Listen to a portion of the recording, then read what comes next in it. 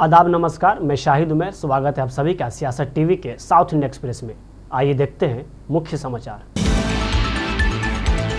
तेलंगाना के मुख्यमंत्री ए रेवंत रेड्डी ने आज अधिक वंचित जातियों के उत्थान के लिए आरक्षित श्रेणी के अंदर कोटा प्रदान करने के लिए अनुसूचित जाति और अनुसूचित जनजाति का उपवर्गीकरण करने के लिए राज्य को सशक्त बनाने के सुप्रीम कोर्ट के फैसले का स्वागत किया। रेड्डी ने विधानसभा को बताया कि यह तेलंगाना सरकार थी जिसने उपवर्गीकरण के लिए शीर्ष अदालत में जोरदार तर्क दिया था। मैं भारत के सर्वोच्च न्यायालय की संविधान पीठ को ईमानदारी से धन्यवाद देता हूँ। 7 में से 6 न्यायाधीशों ने कहा कि राज्य सरकारें उपवर्गीकरण कर सकती हैं। मुख्यमंत्री ने कहा, राज्य सरकार की ओर से मैं एक बयान दे रहा हूं कि तेलंगाना उपवर्गीकरण लागू करने वाला पहला राज्य होगा। उन्होंने आगे कहा कि अगर जरूरत पड़ी तो उनकी सरकार मौजूदा नौकरी अधिसूचनाओं में भी उपवर्गीकरण लागू करने के लिए एक अध्यादेश लाएगी। भारत के मुख्य न्यायाधीश DY चंद्रचूड़ की अध्यक्षता वाली 7 न्यायाधीशों की संविधान पीठ ने 6-1 के बहुमत से कहा कि राज्य द्वारा SC और ST के आगे उपवर्गीकरण की अनुमति दी जा सकती है ताकि इन समूह के अंदर अधिक पिछड़ी जातियों को कोटा देना सुनिश्चित किया जा सके। विपक्षी BRS के विधायकों को पुलिस ने उस समय हिरासत में ले लिया जब उन्होंने पार्टी की 2 महिला विधायकों के खिलाफ कथित आपत्तिजनक टिप्पणी के लिए तेलंगाना के मुख्यमंत्री ए रेवंत रेड्डी से माफी की मांग करते हुए विधानसभा परिसर में विरोध प्रदर्शन किया।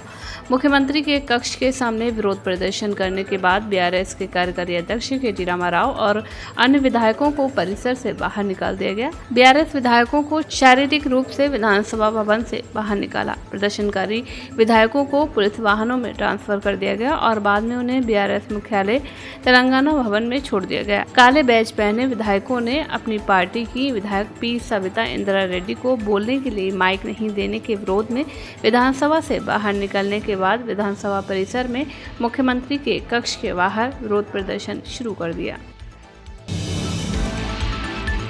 मुख्यमंत्री ए रेवंत रेड्डी की अपमानजनक टिप्पणियों के खिलाफ BRS का विरोध प्रदर्शन आज भी विधानसभा में जारी रहा, जबकि पार्टी कैडर राज्य भर में सड़कों पर उतर आए और रेवंत रेड्डी के पुतले जलाए। राज्य के कुछ हिस्सों में बुधवार से ही विरोध प्रदर्शन शुरू हो गया। सभी जिला मुख्यालयों और मंडल मुख्यालयों में भी कैडर और नेताओं ने आज रेवंत रेड्डी के खिलाफ नारे लगाए। इसी बीच हैदराबाद में BRS विधायक और MLC काले बैज पहनकर सदन में पहुंचे, जबकि P सविता इंदिरा रेड्डी और सुनीता लक्ष्मण रेड्डी समेत महिला विधायक काली साड़ी पहनकर आई। इससे पहले राज्य विधानसभा में मुख्यमंत्री और उप मुख्यमंत्री मल्लू भट्टी विक्रमार्क के शर्मनाक और अपमानजनक व्यवहार की निंदा करते हुए BRS ने सदन में इस मुद्दे पर चर्चा की मांग करते हुए स्थगन प्रस्ताव पेश किया। पार्टी ने दोनों नेताओं से बिना शर्त माफी की मांग की। BRS के नेता मन्ने कृषांक पर तेलंगाना के मुख्यमंत्री ए रेवंत रेड्डी के खिलाफ कथित रूप से अपमानजनक सोशल मीडिया पोस्ट करने के लिए एक अन्य मामले के तहत मामला दर्ज किया गया है। राज्य में कांग्रेस सरकार के सत्ता में आने के बाद से कृषांक के खिलाफ यह 7वां ऐसा मामला दर्ज किया गया है। साइबर क्राइम पुलिस में कृषांक के खिलाफ दायर एक शिकायत में आरोप लगाया गया है कि BRS नेता ने मुख्यमंत्री रेवंत रेड्डी की प्रतिष्ठा और गरिमा को नुकसान पहुंचाने के इरादे से X पर अर्थहीन और अपमानजनक शब्दों वाले पोस्ट किए। शिकायत में आगे आरोप लगाया गया है कि ये पोस्ट न केवल अपमानजनक थे बल्कि इनका उद्देश्य मुख्यमंत्री के खिलाफ नफरत और हिंसा भड़काना था। ताज़ा मामला तब आया जब कृषांक को पहले उस्मानिया विश्वविद्यालय के छात्रावासों को बंद करने के संबंध में मुख्यमंत्री रेवंत रेड्डी द्वारा जारी एक जाली परिपत्र पोस्ट करने के लिए गिरफ्तार किया गया था।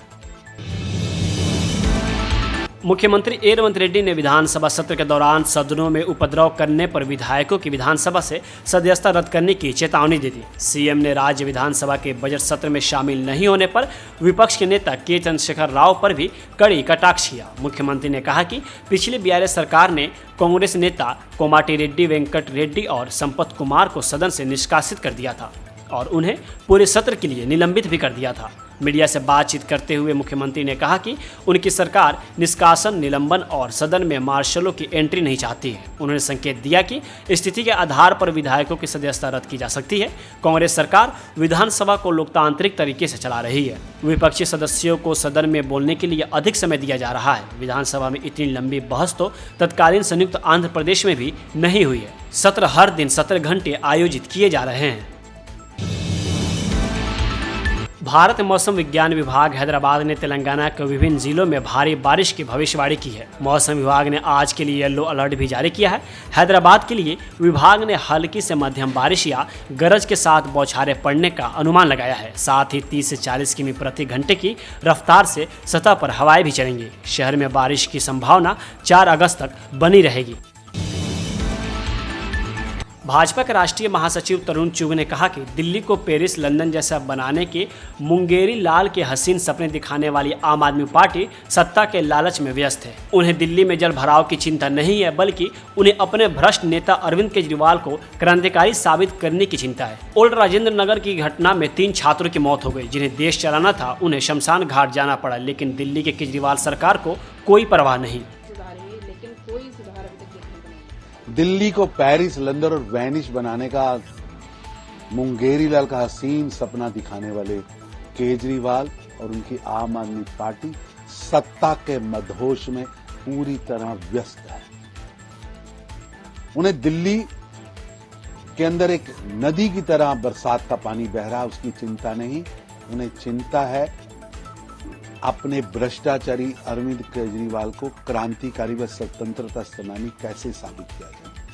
ओल्ड राजेंद्र नगरी घटना में 3 छात्र लोकल सरकार की अव्यवस्था के कारण अपनी जान से हाथ धो बैठे। जिन्होंने देश चलाना था उन्हें शमशान जाना पड़ा। लोकसभा चुनाव में कर्नाटक से एच.डी. कुमारस्वामी को 2 सांसद देने के बावजूद भी कैबिनेट मिनिस्ट्री मिल गई। उन्हें उद्योग और इस्पात जैसा मंत्रालय मिला। इसके बावजूद भी एच.डी. कुमारस्वामी भारतीय जनता पार्टी पर भड़के हुए हैं। एक रिपोर्ट के मुताबिक कर्नाटक में कुमारस्वामी के नाराज चलने की वजह से भाजपा की पदयात्रा में खलल पड़ सकती है। कुमारस्वामी ने साफ कहा कि जेडीएस भाजपा की पदयात्रा में न ही शामिल होगी और न ही समर्थन देगी। कुमारस्वामी ने इसका कारण दिया कि एक तो भाजपा ने उनको भरोसे में नहीं लिया, तो वही पदयात्रा में करने के लिए प्रीतम गौड़ा को चुना। यह वही नेता है जिसने देवगौड़ा और कुमारस्वामी को जड़ से उखाड़ फेंकने की सुपारी ले रखी है। उन्होंने तीसरा कारण यह दिया कि पदयात्रा करने के लिए गलत समय चुना गया है। कुमारस्वामी का कहना है कि यह बारिश का समय है, जब सैकड़ों गाँव उजड़ गए, हजारों लोग बेघर हो गए, तब इस तरह की पदयात्रा को कौन सही ठहराएगा। भाजपा कर्नाटक कांग्रेस पर घोटाले का आरोप लगा रही है। मैसूर अर्बन डेवलपमेंट अथॉरिटी की जमीन के सौदे में सिद्धारमैया की पत्नी पर आरोप है। यही कारण है कि भाजपा 3 से 10 अगस्त के बीच पदयात्रा निकाल रही है। लेकिन एच.डी. कुमारस्वामी की नाराजगी से न मांगे भी कांग्रेस को बड़ी मदद मिल गई है।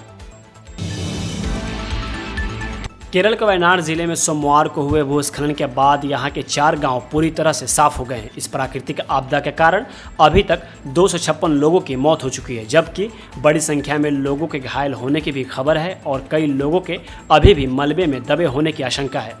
अब तक 3000 लोगों को रेस्क्यू किया गया है। भारी बारिश के बीच कीचड़, चट्टानों और पेड़ों के बड़े बड़े टुकड़ों की वजह से रेस्क्यू ऑपरेशन में मुश्किलों का सामना करना पड़ रहा है। चुरमाला को मुंडकई के बीच जो पुल ढह गया था, उसे सेना के जवान फिर से बनाने में जुटे हुए हैं, जिससे रेस्क्यू ऑपरेशन में तेजी आ सके। उम्मीद है कि जल्द 190 फीट का पुल यह बनकर तैयार हो जाएगा। लोकसभा में विपक्ष के नेता और कांग्रेस सांसद राहुल गांधी नई दिल्ली से वायनाड के लिए रवाना हो गए। वह अपने संसदीय क्षेत्र की स्थिति का जायजा लेने के लिए पहुंच गए। उनके साथ प्रियंका गांधी भी गए। भूस्खलन से प्रभावित परिवारों से मुलाकात करेंगे। पहले दोनों नेता बुधवार को वायनाड जाने वाले थे, लेकिन खराब मौसम के कारण उन्हें अपना यह कार्यक्रम स्थगित करना पड़ा।